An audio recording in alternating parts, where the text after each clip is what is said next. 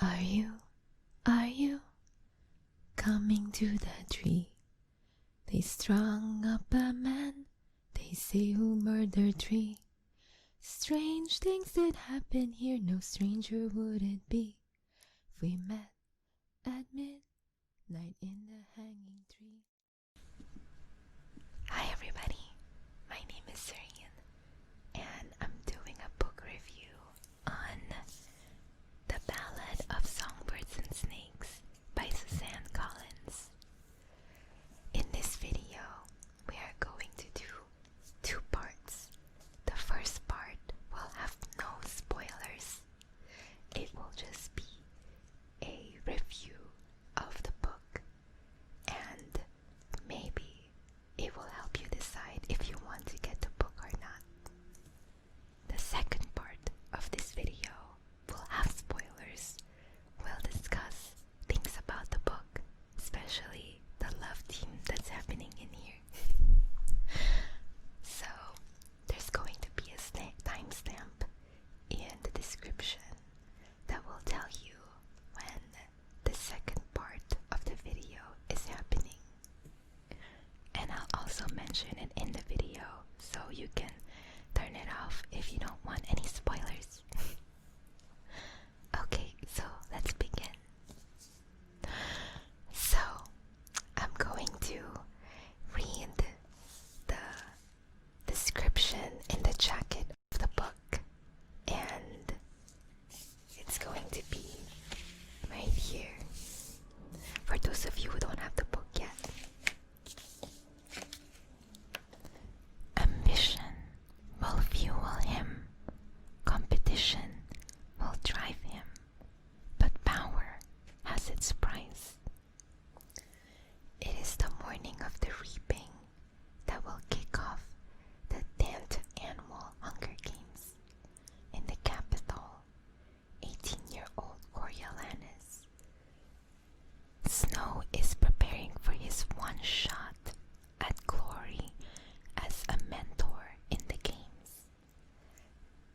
The once and mighty House of Snow has fallen on hard times, its fate hanging on the slender chance that Coriolanus will be able to outcharm, outwit, and outmaneuver his fellow students to mentor the winning tribute. The odds are against him. He's been given the humiliating assignment of mentoring the female tribute from District 12, the lowest of the low. Their fates are now completely intertwined. Every choice Coriolanus makes could lead to favor or failure, triumph or ruin. Inside the arena, it will be a fight to the death. Outside the arena, Coriolanus starts to feel for his doomed tribute and must weigh his need to follow the rules against his desire to survive no matter what it takes.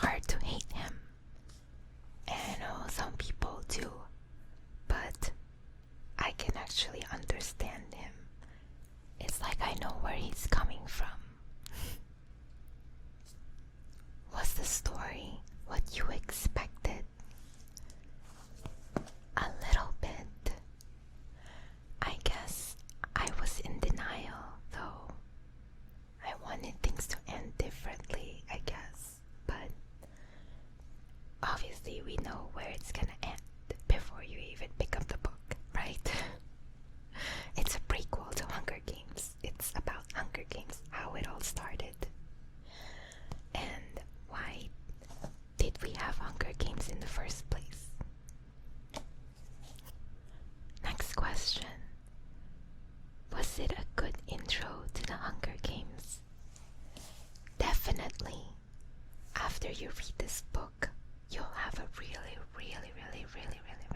good understanding of why there was a Hunger Games in the story. Would you read this first if you haven't read the Hunger Games? Maybe, because of the hype. But, like I said, I wouldn't like this book if there was no other Hunger Games novels. It is a really good prequel, like a really good long introduction to the Hunger Games. Next question. Do you need to have read the Hunger Games to read this? Definitely not. This book is like a really good introduction to the Hunger Games, and even if you didn't read the Hunger Games novels, you'll be able to understand and have a really good overview of the story about the Hunger Games and why it happened. Alright guys, so this is the second part of the video. So if you haven't read the book yet, please turn it off right now. Turn this video off so that you don't get any spoilers. Okay, so let's talk about Coriolanus and Lucy's relationship. I know a lot of you guys are shocked like me after reading the end. First of all, what the heck just happened, right? In the entire book, they were all over each other. They loved each other, or at least they wanted to be together. And then, towards the end, they tried to literally kill each other. Okay, so some of you probably think that no, Lucy did not wanted to kill Coriolanus. But that's not necessarily true. I think that Lucy got a little bit of paranoia. Remember when Lucy was talking about Billy Top and she thought that Billy tried to kill her? I think when Lucy and Coriolanus were in that shed by the lake, and when Lucy found that burlap with the shotguns, I think she got scared that perhaps Coriolanus will leave her, and then she's the only one left that can tie him to the murders. So she planted a trap or booby trap for Coriolanus with the snake and the orange scarf. She didn't necessarily want to kill Coriolanus. She just wanted him to be bit so that she can slow him down, so she can run back to the shed, grab one of the shotguns, and at least try to protect herself, because she got scared. She got paranoid that, oh, maybe Coriolanus is just like Billy Top, her ex-boyfriend, that maybe Coriolanus will kill her too, or harm her, or silence her, just like those Avoxes. So we gotta think about it this way. Where is Lucy coming from, right? Why is she so paranoid? Well, I made a list of pros and cons about Coriolanus and Lucy. So I guess let's start with Lucy Gray. Remember when Lucy was talking to Coriolanus and she said that she values trust more than love. And she was actually telling Coriolanus, I trust you a lot. I trust you with my life. That's a big deal. She didn't say that she loves Coriolanus, but she said that she trusts him. And for her, trust is higher than love. So when Billy broke her heart, broke her trust, she felt like she's like super sensitive about it. So she got worried that it's gonna be the same thing. And if you read the book too, you'll know that Lucy Gray is a bit impulsive. She dropped that snake in Mayfair's dress when she got called in the reaping. Like I said, Lucy Gray is under the impression that Billy tried to kill her, or at least Billy's the main reason why she was mentioned in the reaping, which he was, but it's actually Mayfair because Mayfair told the mayor about it. Anyway, so let's talk about Coriolanus too. So Coriolanus, his pros are he's intelligent, he's well-mannered, he is responsible, he is loyal, and he has leader traits. He is also ambitious, and he wants to feel loved. He wants to feel wanted, not loved, and respected. There's a difference. And he wants to be understood. So he thought that, hey, Lucy Gray understood him. And he is very loyal because he killed people for his friends, for Lucy Gray and Sejanus, like Bobbin in the arena. But let's go back in the shed. So when Lucy Gray saw that burlap, she felt like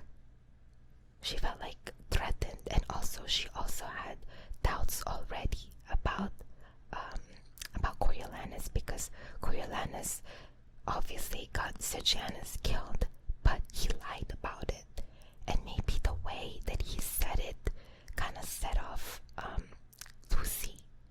I think Lucy knows that, or I think she has a really good idea that Coriolanus is lying to her, so that automatically ruins the trust, which is like the highest part and the most important part in her life. And one of the pros for Lucy Gray is that she has great survival instincts. Lucy Gray, she's an orphan. She is in the Covey. She had to work. She had to flirt. She had to do things that she is not proud of to survive in this world. She's a survivor. So she had to survive no matter what. She had to get a gun just in case that Coriolanus will try to kill her. It's kind of sad though, because when Coriolanus got bit by the snake, he automatically thought that, hey, Lucy Gray does not accept me for who I am, and Lucy Gray tried to kill me. So that's why he got the gun, his shotgun or rifle, and he started shooting around because he was mad. I think he kind of like blacked out, because all his life he's pretending to be somebody else. Like, he wants to be accepted, he wants to be loved. And finally, when he found Lucy Gray, like, remember in the zoo, he was able to tell her everything about his life and about him, and she accepted him. And so Lucy Gray was the only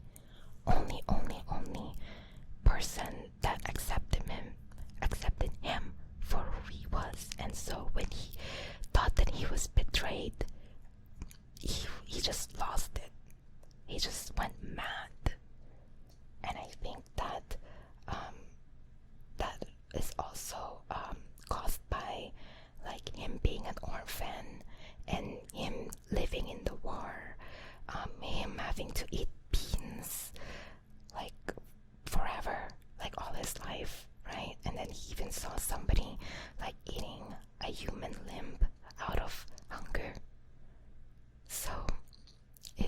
sad. Alright, so those are my opinions about the book. None of my friends actually, or none of my closest friends actually read the book, so I have nobody to talk to about this. So I really, really want you guys to comment in this video and tell me what you guys think. Do you guys think the same way I do? Do you guys believe that maybe there was real love between them and maybe just the situation prevented them from like living happily ever after? Let me know what you guys thoughts about the book. Like I said, when I finished the book, I was so shook. I was like, oh my god, I need to talk to somebody about this, but I have nobody to talk to, so I made this video. So I'm really excited what you guys have to say. Thank you so much. Again, my name is Serene, and maybe I'm gonna do a part 2 of this review, so subscribe